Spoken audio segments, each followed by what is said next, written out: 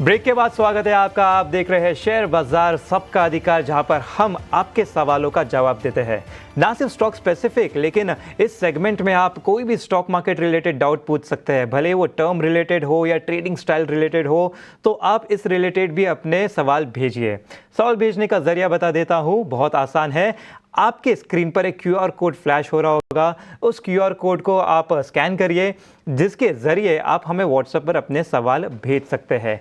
इसके साथ साथ आप हमें यूट्यूब पर भी सवाल भेज सकते हैं कमेंट सेक्शन में, क्योंकि वक्त से हम वहां पर भी सवाल लेते रहते हैं। तो चलिए, शो को आगे बढ़ाने से पहले एक मार्केट चेक ले लेते हैं। अभी जस्ट हम देख रहे हैं कि बाजार 24,900 के नीचे फिसलता हुआ नजर आ रहा है। 25,000 के आसपास का अच्छा सपोर्ट था, वहां पे 50 EMA था, उससे तो तोड़ चुका ही है, लेकिन 24,900 का जो अहम लेवल है वो भी तोड़ता हुआ नीचे जाता हुआ नजर आ रहा है। ये छठवां सेशन है जब हमें लगातार बिकवाली दिख रही है मार्केट में। पिछले हफ्ते हमने देखा कि तभी कुछ 17.5 लाख करोड़ का मार्केट कैप इरोजन हुआ था। वही नेगेटिविटी कहीं ना कहीं अभी यहाँ पर भी फ्लो होते हुए नजर आ रही है। तो राजेश जी, मैं आपके पास आना चाहूँगा, ज़रा बाजार देख के बताइए। ओवरऑल आज की शुरुआत तो अच्छी हुई थी। आई थिंक ब्रॉड इंडस्ट्रीज और सारे ही सेक्टर इंडस्ट्रीज हमें हरे निशान में दिख रहे थे, फिर एक के बाद एक सब लाल निशान में जाते हुए दिख रहे हैं अब यहाँ पर। देखिए, यही चीज हमने फ्राइडे को भी नोटिस की थी कि स्टार्ट तो काफी अच्छा था, बट हायर लेवल से सेलिंग हमें देखने को मिल रहा है। तो अभी भी मार्केट अंडर प्रेशर है।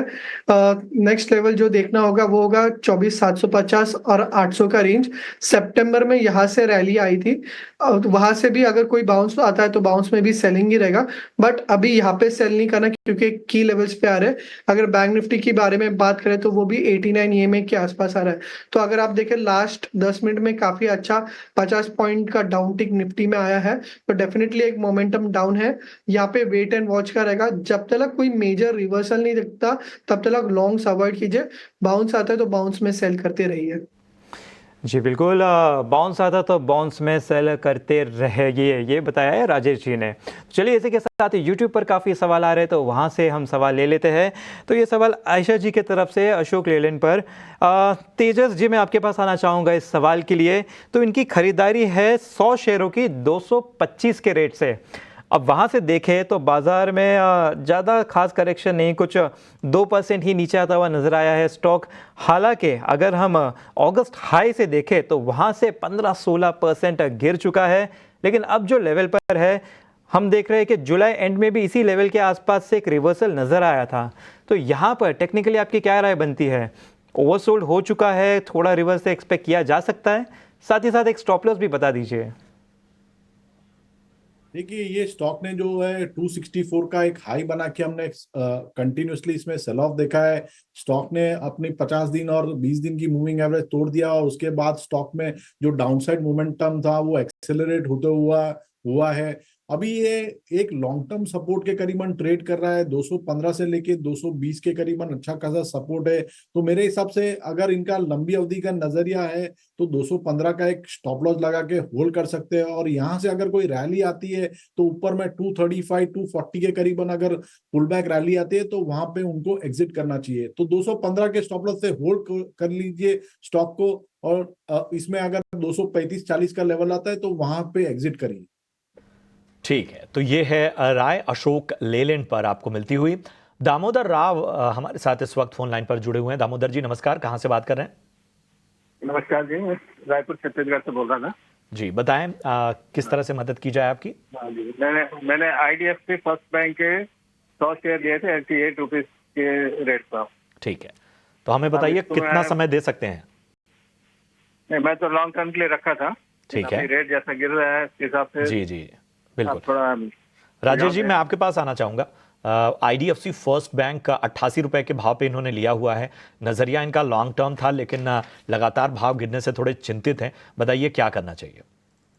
देखिए, IDFC फर्स्ट बैंक के बारे में बात करें तो जो मार्केट या बैंक निफ्टी में लास्ट 2 वीक पहले जो रैलीज आ रहा था या जो नए हाईज बन रहे थे, तो उसमें बिल्कुल भी पार्टिसिपेट स्टॉक ने किया नहीं है, और काफी अंडर परफॉर्मेंस स्टॉक में देखने को मिला है। एंड अभी भी अगर देख रहा हूँ तो जो रिसेंट वीक्स के जो लोज थे, तो वो स्टॉक में हमें ब्रेक होते हुए दिखाई दे रहे हैं।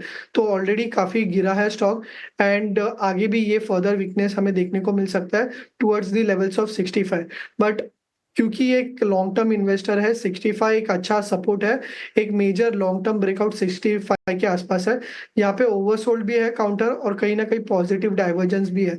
तो फिलहाल के लिए 65 एक सपोर्ट है, 65 के नीचे के स्टॉप लॉस रखिए, होल्ड रखिए। ऊपर में बाउंस आता है उनके भाव के पास, तो वहां पे एग्जिट करने की सलाह होगी। ठीक है, यहाँ पर होल्ड करिए और अगर बाउंस आता है तो जहाँ पर आपका बाइंग प्राइस था वहाँ पे सेल करने का रिकमेंडेशन यहाँ पे दिया गया है।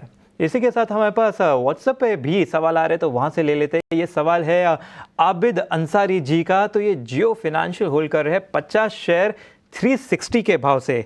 तेजस जी, आपके पास आना चाहूँगा इस सवाल के लिए। 360 से ये खरीदारी करके रखे हैं। 360 का रेट देखो तो ये वो रेट है जो सितंबर में लगातार इस पे ही बिकवाली हो रही थी। 3-4 बार इसके पास आकर बिकवाली दे के नीचे की तरफ आया था। अब देखे वहां से तो करीब कुछ 7-8% नीचे आ चुका है। तो यहाँ पे टेक्निकली क्या राय बन रही है? देखिए, अगर इनका लंबा नजरिया है, अगर 1-2 साल का, तो कंपनियां काफी अच्छी है तो होल्ड कर सकते हैं। बट अगर इनका ट्रेडिंग का नजरिया है तो स्टॉक अभी जो इसकी लंबी अवधि की मूविंग एवरेज है 323 के करीबन है, उसके करीबन ट्रेड कर रहा है। तो 323 या 320 का स्टॉप लॉस लगाए, होल्ड करे, और यहाँ से अगर कोई पुल बैक रैली आती है और करीबन उनको लेवल मिलता है 350 के करीबन, तो वहां पे एग्जिट करना चाहिए। तो 320 का स्टॉप लॉस है फॉर लॉन्ग पोजिशन। ठीक है, तो ये थोड़ा आपको एक रणनीति के तहत स्टॉक में जो है आगे आपको रखना होगा, और ख़ास तौर पे आपको लॉन्ग टर्म और शॉर्ट टर्म दोनों लिहाज से आपको एडवाइस दी गई। बढ़ते हैं आगे। प्रभाकर का सवाल लेते हैं। व्हाट्सएप पे उन्होंने अपना सवाल हम तक पहुंचाया है। IRFC पे राय जानना चाहते हैं। 182 रुपए की इनकी बाइंग है, नुकसान यहाँ पर झेलते हुए। IRFC, राजेश जी, अच्छा खासा नुकसान यहाँ पर होता हुआ 182 की इनकी बाइंग है। आज भी हम देख रहे हैं कि लगभग 5% ये स्टॉक पिटा हुआ है। बताइए क्या राय होती है आपकी? स्टॉक पहले से ही अंडर परफॉर्म कर रहा था और जो इसका जो लॉन्ग टर्म मूविंग एवरेज है 200 DMA, उसके नीचे ऑलरेडी स्लिप हो चुका है। आने वाले सेशंस में भी फर्दर वीकनेस हमें देखने को मिल सकता है, तो फिलहाल के लिए अवॉइड कीजिए। इसका जो नेक्स्ट सपोर्ट बन रहा है वो है उसका अराउंड 128 के आसपास। वहां से स्टॉक जनरली बाउंस करता रहता है, बट अभी फिलहाल के लिए तो फर्दर वीकनेस है। 120 130 जो है इसका नेक्स्ट सपोर्ट जोन है। जी बिल्कुल, आपको लेवल्स दे दिए गए हैं राजेश जी की तरफ से। इसी के साथ व्हाट्सएप से सवाल ले लेते हैं। ये देवदत्त जी का सवाल है JSW इंफ्रा पर। तेजस जी, आपके पास आना चाहूँगा इस सवाल के लिए। यहाँ पे हम देख रहे हैं कि ये शायद 47,000 शेयर होल्ड कर रहे हैं, करीबन 2 से 220 के भाव से। अगर यहाँ पर आप टेक्निकली बताएं कि यहाँ पर इसमें आपको क्या नज़र आ रहा है। साथ ही साथ अगर हम चार्ट पे देखें तो स्टॉक तो काफ़ी ज़्यादा ऊपर है। वहाँ से देखा जाए तो कुछ 43% का अपमूव, 40-50% का ऑलरेडी अपमूव दे चुका है। हालांकि पिछले कुछ 6-7 महीने से शायद हम देख रहे हैं कि 3-4 महीने से एक साइडवेज रेंज में घूमता हुआ नज़र आ रहा है। एक ब्रॉड रेंज बना हुआ है यहाँ पर क्या सलाह दी जाए? साथ ही साथ यहाँ पे क्या थोड़ा सा मुनाफा बांध लेना चाहिए, क्योंकि इतना प्रॉफिट ऑलरेडी हो रहा है और मार्केट थोड़ा सा प्रेशर में दिख रहा है अभी? डेफिनेटली मेरे हिसाब से तो 50% तो बुक करना ही चाहिए, क्योंकि जो हिसाब से अभी ग्लोबल अनसर्टेनिटी है तो मार्केट में जो बिकवाली का दबाव है वो जारी रह सकता है। अगर इनका लंबा नजरिया है तो इसमें पोजिशनल के हिसाब से 285 का स्टॉप लॉस रख सकते हैं। अगर ट्रेडिंग का नजरिया है तो फिर 303 का स्टॉप लॉस रख सकते हैं। और 50% करंट भाव में यहाँ से कोई पुल बैक रैली आती है 330 से लेके 35 के बीच में, तो वहां पे एग्जिट करना चाहिए। तो ये है राय JSW इंफ्रा पे आपको मिलती हुई। अंकित श्रीवास्तव का सवाल लेते हैं, यूट्यूब से हमारे पास आया है। JNK बैंक पर राय जानना चाहते हैं। 120 के भाव पे इन्होंने JNK बैंक में खरीदारी की हुई है, और हम देख रहे हैं कि लगातार एक जो है दबाव, खासतौर पे पिछले 5 ट्रेडिंग सेशन में तो लगभग 7.5% से ज़्यादा ये स्टॉक टूट चुका है। और पिछले 6 महीने में भी अगर हम देखें, अब इनके भाव को अगर हम देखें तो कहीं ना कहीं ये अप्रैल मई के आसपास की खरीदारी इनकी लगती है। तो यहाँ से भी जो है वो लगातार एक गिरावट देखने को मिली है। पिछले 6 महीने में 28.5% की गिरावट हम देख चुके हैं स्टॉक में। हालांकि इनकी शेयरों की क्वांटिटी कम है, इसलिए 3300 का ही नुकसान इनको यहाँ पर होता हुआ। बताएं राजेश, क्या करना चाहिए? कोई उछाल आए वहाँ पे एग्जिट कर लें, क्योंकि जब जिस भाव से इन्होंने खरीदा है वहाँ से तो कंटिन्यूअस डाउन ट्रेंड हमें देखने को मिल रहा है। अ, देखिए एक मिड कैप बैंकिंग काउंटर है जे.एन.के बैंक और इसका जो सपोर्ट था वो था अराउंड 102 का। हमेशा 102 के लेवल्स पे होल्ड करता था, बट अभी उसके नीचे एक सस्टेन ब्रेकडाउन आया है और यहाँ मिड कैप काउंटर्स में अगर मार्केट में बाउंस भी आता है तो मिड कैप काउंटर्स में ये जो सेल ऑफ है वो कंटिन्यू रह सकता है। तो यहाँ से भी जो है फर्दर डाउनसाइड एक्सपेक्ट कर रहा हूँ। पॉसिबली यहाँ से परसेंटेज वाइज काफी अच्छा करेक्शन हमें देखने को मिल सकता है। तो सलाह होगी कि जो अंडर परफॉर्मिंग काउंटर है उसमें से एग्जिट कीजिए। देखिए अच्छे काउंटर्स है जैसे कि आईसीआईसीआई बैंक आज अच्छा स्ट्रेंथ दिखा रहा है, अच्छे सपोर्ट पे भी है।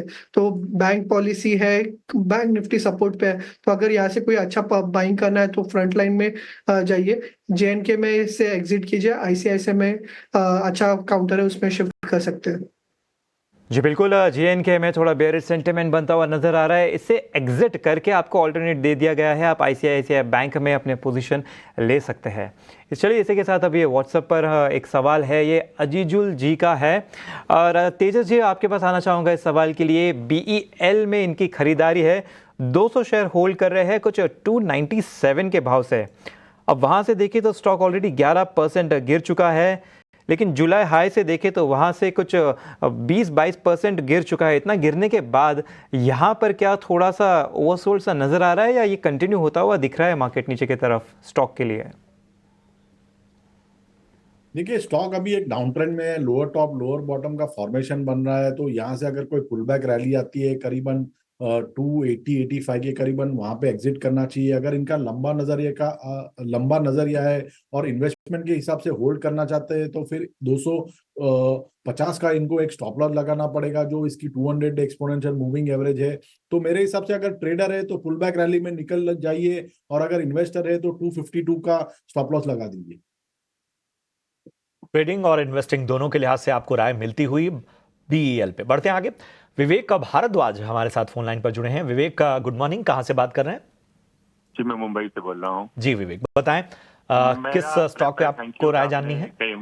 हाँ, टाटा पावर है, एक रतन पावर भी करके है, दो कंपनी का है।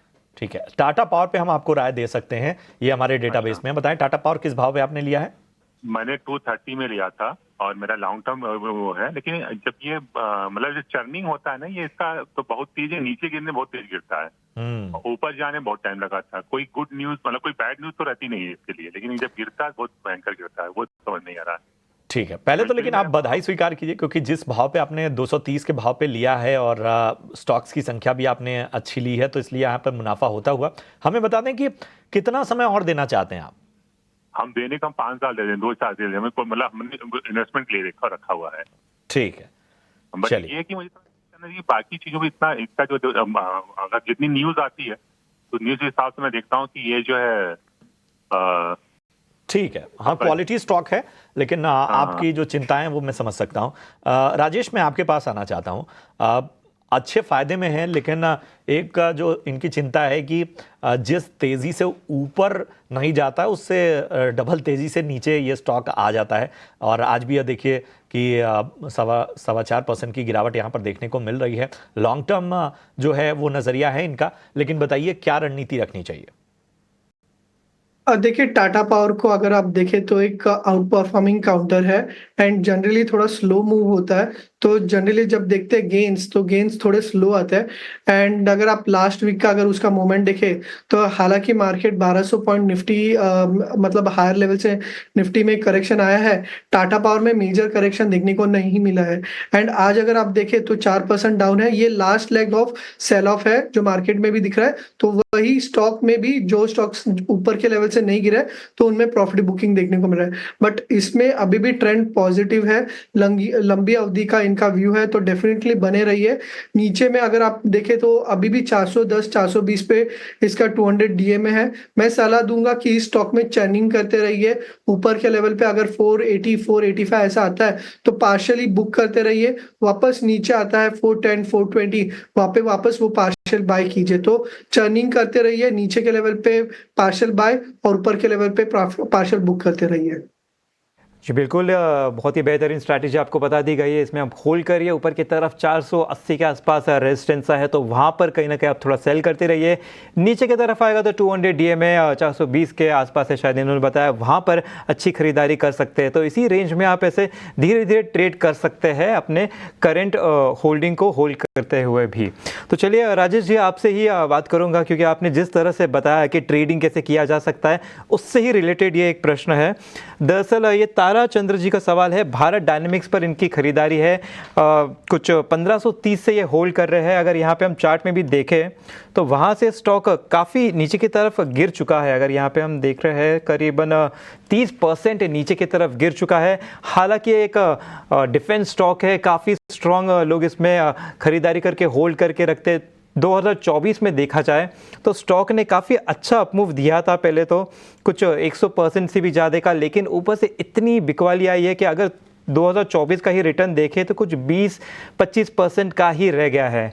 तो यहाँ पर एक टारगेट पर निकलने की काफ़ी एक इम्पॉर्टेंस नज़र आती है। तो जैसे कि ये सेगमेंट पे हम स्टॉक स्पेसिफिक और कुछ टर्म रिलेटेड भी चीज़ें सॉल्व करते हैं, तो यहाँ पर आप बता दीजिए कि टारगेट्स पर निकलना कितना इंपॉर्टेंट होता है और साथ ही साथ इनको भी राय दे दीजिए कि नीचे की तरफ स्टॉप लॉस कहाँ रखा जाए।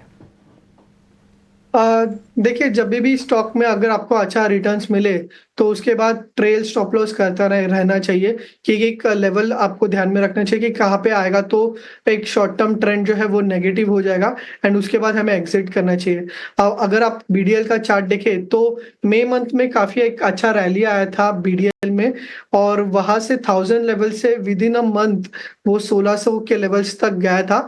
ये बिफोर स्प्लिट के प्राइस है, बिफोर स्प्लिट। उसके बाद स्टॉक जो है स्प्लिट हुआ था एंड स्प्लिट होने के बाद 1700 लेवल से वापस ये 1000 के लेवल्स के आसपास 1100 के नीचे आ गया है। अभी जहां पे मई मंथ में रैली स्टार्ट हुई थी उस लेवल्स पे वापस आ गया है। ट्रेडिंग अगर ट्रेडर है तो ट्रेडर के हिसाब से डेफिनेटली मोमेंटम अभी नेगेटिव है, उसके हिसाब से एग्जिट करना चाहिए। बट अगर लॉन्ग टर्म इन्वेस्टर है तो मई मंथ में जो शानदार रैली आई थी उस रैली के ओरिजिन पॉइंट पे आ गया है, तो 1000 लेवल्स पे सपोर्ट है। उस सपोर्ट का स्टॉप लॉस है कि अगर लॉन्ग टर्म इन्वेस्टर है तो बने रह सकता है, but as a trader exit करना चाहिए। जी बिल्कुल, अगर एज अ ट्रेडर हो तो आपको एग्जिट करना चाहिए। थोड़े लंबे समय के लिए आप होल्ड करना चाहते हैं तो 1000 रुपये का अच्छा सपोर्ट है, उसके नीचे आप स्टॉप लॉस रख सकते हैं। चलिए इसी के साथ वक्त है एक छोटे से ब्रेक का। स्वागत है आपका ब्रेक के बाद। इस त्योहारी सीजन में कंज्यूमर गुड्स की डिमांड कैसी है और किन प्रोडक्ट की मांग ज्यादा बढ़ी है, डिटेल्स के साथ मेरे सहयोगी समीर दीक्षित जुड़ चुके हैं। समीर, बताएं आखिर demand trend consumer goods segment में किस तरह की नजर आ रही है? की शुरुआत के साथ ही बाजार में रौनक बढ़ गई है। ऑफलाइन हो या फिर ऑनलाइन, दोनों ही जगह कंज्यूमर की डिमांड और सेल्स में बढ़ोतरी देखने को मिली है। ऑनलाइन की अगर बात करें तो नवरात्र की शुरुआत के साथ यानी कि 4 दिनों के भीतर 54,000 करोड़ की बिक्री दर्ज की गई है। और ऑफलाइन की बात करें तो जो बड़े रिटेल स्टोर हैं, चाहे विजय सेल्स या क्रोमा जैसे स्टोर, जहां पे एवरेज फुटफॉल रोजाना का 500 से 1000 है और उसमें भी पॉजिटिविटी ये कि ये जो फुटफॉल है इसमें ज़्यादातर यानी कि बड़ा परसेंटेज उन कस्टमर्स का है जो खरीदारी कर रहे हैं। अगर ऑफलाइन की बात करें तो ये अनुमान लगाया जा रहा है कि इस त्योहारी सीजन में पिछले वर्ष के मुकाबले जो ग्रोथ रहेगी वो 10 से 12% रह सकती है। किन वर्टिकल में ज़्यादा ग्रोथ देखी जा रही है तो कंज्यूमर ड्यूरेबल वो वर्टिकल है, इलेक्ट्रिकल अप्लायंसेज वो वर्टिकल है जहां पे सबसे ज़्यादा बाइंग या फिर दिलचस्पी कस्टमर्स की तरफ से देखी जा रही है। प्रीमियमाइजेशन का जो ट्रेंड है वो अभी भी बरकरार है। अगर टीवी की बात करें तो कस्टमर्स अब 55 इंच और उससे ज़्यादा की टीवी की खरीदारी कर रहे हैं और उसमें जो ग्रोथ है वो 20% से ज़्यादा की दर्ज की जा रही है। इसी तरीके से रेफ्रिजरेटर में भी अगर आप देखें तो डबल डोर रेफ्रिजरेटर की डिमांड में बढ़ोतरी देखी गई है और उसमें भी 15% की एवरेज जंप सेल्स में रिकॉर्ड की जा रही है। इसके साथ ही साथ जो टोटलिटी में ये देखा जा रहा है कि इस दिवाली सीजन तक में ऑफलाइन में जो ग्रोथ एंटिसिपेशन है वो 10 to 12% का रह सकता है और कंपनियों को उम्मीद है कि ये जो दिवाली का सीजन गुजरेगा पिछले 3 से 4 साल के मुकाबले सबसे बेहतर रहेगा। तो ये पॉजिटिविटी सभी तरफ नजर आ रही है। यह वजह है कि कंपनियां भी अपनी तरफ से अलग अलग ऑफर्स ला रही हैं, क्रेडिट कार्ड कंपनीज भी ऑफर ला रही हैं ताकि ये जो सेंटीमेंट है, पॉजिटिव सेंटीमेंट, इसको टैप किया जा सके, इसको भुनाया जा सके। और वहीं स्मार्टफोन की मांग और बिक्री पर हमारे सहयोगी समीर दीक्षित ने सैमसंग इंडिया के आदित्य बब्बर से खास बातचीत की। आपको सुनवाते हैं। Aditya Babbar, vice president and head of product marketing Samsung mobile हमारे साथ हैं। 5th सीरीज से फोल्ड 5 और फ्लिप 5 से किस तरीके का एक्सपीरियंस रहा है, किस तरीके के नंबर्स रहे हैं, और अब जब आप 6th वर्जन के साथ में आप आ रहे हैं, किस तरीके की उम्मीद है? पहला मैं आपके माध्यम से बताना चाहूँगा कि फोल्ड बहुत अच्छा ग्रो कर रहा है। 90,000 का प्लस जो सेगमेंट है वो अच्छा डबल डिजिट पे ग्रो कर रहा है आज की डेट में। उस सेगमेंट में सैमसंग नंबर 1 है वैल्यू और वॉल्यूम दोनों को लेके। सो परफॉर्मेंस बहुत अच्छी रही है। हमने काफ़ी इनोवेशन डाली है। जैसे कि आप बात करें, हम पिछले 6 साल से फोल्ड बेच रहे हैं, तो हमारा जो फोल्ड है वो मेटल में आता है, आईपी है, पेन का सपोर्ट है उसमें, फंडामेंटल बहुत स्ट्रांग है एक फोल्डेबल के। इसमें लेटेस्ट जेन चिप आती है विद गैलेक्सी और ये एआई पावर्ड आता है। सो इसमें एक बहुत बेहतरीन डिज़ाइन पे काम हुआ है, मेटल है ये पहली बात, इसमें बहुत स्ट्रांग ड्यूरेबिलिटी पे काम हुआ है एंड इसको एडवांटेज एआई बनाने पे बहुत ज़्यादा चीज़ें पे काम हुआ है। तो आप देख सकते हैं कि कंज्यूमर गुड्स जो सेगमेंट है, इलेक्ट्रॉनिक्स का सेगमेंट है, वो फेस्टिविटीज़ में एक अलग स्तर पर जाता है। चलिए तेजस, मैं आपके पास, अच्छा तेजस हमारे साथ नहीं है, राजेश हमारे साथ बने हुए हैं। राजेश बताएं, फेस्टिवल को ध्यान में रखते हुए आखिर क्या रणनीति रखनी चाहिए, और यहाँ कुछ स्टॉक आपको पसंद आ रहा हो जहाँ पर नज़र रखनी हो तो उसके बारे में भी राय दें। देखिए, एक काउंटर जो ध्यान में आता है वो है वोल्टास। हेवल्स भी अच्छा है, वोल्टास भी आप देख सकते हैं कि एक काफी अच्छे अप ट्रेंड में है। एंड ओवरऑल जो करेक्शन है तो मार्केट करेक्शन के साथ थोड़ा सा डिप आया है, बट ओवरऑल ये टाइम वाइज करेक्शन है। अगर कोई फर्दर डिप आती है टुवर्ड 750 760 के रेंज में, तो वापस वहां से बाइंग आ सकती है, और वहां से आप एक्सपेक्ट कर सकते हैं कि स्टॉक जो है टुवर्ड्स 2000 के लेवल्स पे जा सकता है। इसका जो चार्ट स्ट्रक्चर देखेंगे वो continuous higher top higher bottom में है, एंड ये जो करेक्शन है वो एक अच्छी बाइंग अपॉर्चुनिटी रहेगी। ठीक है, तो ये है नजरिया वोल्टास पसंद आता हुआ फेस्टिविटीज और डिमांड को देखते हुए। राजेश जी को बढ़ते हैं आगे। ईटी नाउ स्वदेश समृद्धि समिट में कॉर्पोरेट जगत के दिग्गजों ने कहा कि पिछले 5 साल काफी शानदार रहे हैं और आने वाले साल और बेहतर रहने की उम्मीद है।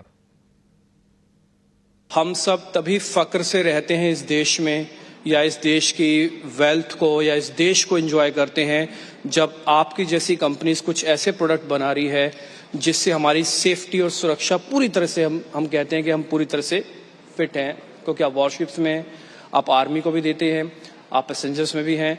तो मैं जरा ये जानना चाहता हूँ, जो पिछला 5 या 6 साल 10 साल रहे, ये कितने बड़े बदलाव के रहे टिपिकली आपकी इंडस्ट्री के लिए, डिफेंस के लिए? थैंक यू, नमस्कार, हैप्पी नवरात्रि। थैंक यू, आपको भी हैप्पी नवरात्रि सर। ये एक्चुअली मेरी सौभाग्य है कि मैं इस कंपनी में हूँ। मैं पहले फौज में था, भारतीय नौसेना में। हाँ। तो मैं वहाँ से रिटायर होके मजगांव डॉक ज्वाइन किया, और that was exactly about 12 years back. तो एक्चुअली देखा जाए तो मजगांव डॉक की लेगेसी बहुत ही बढ़िया है। It is a very old company, 250 years old company.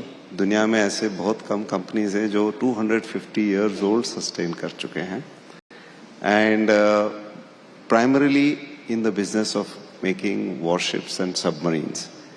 And अगर हम देखें तो दुनिया में there are only 12 countries which make submarines. Okay. India is one of them, and Muscat Dock is the only one who makes conventional Great, submarines. sir. So we are in a very unique position. हमारी company की खासियत ये रही है कि we have always made the most advanced platforms. जैसे आपने बनाने शुरू किए, while we initially the technology came from outside, but slowly and slowly what we developed is the capacity and ability to absorb new technology. पहली बात तो ये बताना चाहूंगा कि ये रेमंड मजगांव डॉक 250 साल है, बट हमारा अभी 100वां साल शुरू हुआ है। ठीक है, तो 250 साल इधर है, 100 साल इधर है, तो करीब 350 साल हो गए हमको। तो अपने जो देश में विकास हो रहा है उससे लगता है कि हम भी 250 साल आराम से पहुंच जाएंगे। हाँ। और अगर हम देखें बात, तो सबसे इम्पोर्टेंट बात क्या है कि रेमंड एक ऐसा ब्रांड है जो कि हर तबके के लोगों को कैटर करता है। हमारी जो सूट लेंथ है या कपड़ा है वो 300 रुपए मीटर से लगाकर 3 लाख रुपए मीटर तक है। तो हर केटर। सर ये 3 लाख रुपए मीटर में क्या होता है? कपड़ा ही होता है कि कुछ और कपड़ा भी ही लगा होता है, बट बहुत बढ़िया होता है। अच्छा। वो आप खरीदे तो पता चलेगा। बहुत महंगा है सर। बट सब तरह के लोग हैं। और दूसरी क्या बात है कि हमारे यहाँ इस ब्रांड के ऊपर एक ट्रस्ट है, और वो जो ट्रस्ट है वो क्या करता है, हमको हर फैशन के साथ, हर ट्रेंड के साथ, टेक्नोलॉजी चेंज होती है, हम भी अपने कपड़े चेंज करते हैं, हम ब्लेंड्स नए लाते हैं, हम डिफरेंट टाइप का प्रोडक्ट इनोवेट करते हैं। और आज जैसे देखिए शादियां, कहते हैं हिंदुस्तान में अगर शादी होगी तो रेमंड का सूट जरूर सिला जाएगा। सर नहीं तो बारात वापस लौट जाती है अगर रेमंड से कपड़े ना दिए जाएं तो। बिल्कुल। तो इसलिए क्या होता है कि जब पहले शादियां 2 दिन की होती थी, अब 4 से 5 दिन की होती है, तो हमने जो एथनिक्स लॉन्च किया अभी अपना, जिसकी 120 दुकानें हो गई, वो नए ट्रेंड को देखते हुए हमने लॉन्च किया। आज स्ट्रेच का कपड़ा है वो मैंने लॉन्च किया, कैजुअल वेयर ज्यादा बढ़ता जा रहा है तो वो लॉन्च किया। तो जैसे जैसे ट्रेंड चेंज होता है उस तरीके से हम अपनी डिजाइन चेंज करते हैं, कपड़े का वीव चेंज करते हैं, और इस तरीके से हम केटर करते हैं। और इसी कारण हम लोग 100 साल से लोगों को क्लोथ करते आ रहे हैं। That is why we are called complete man.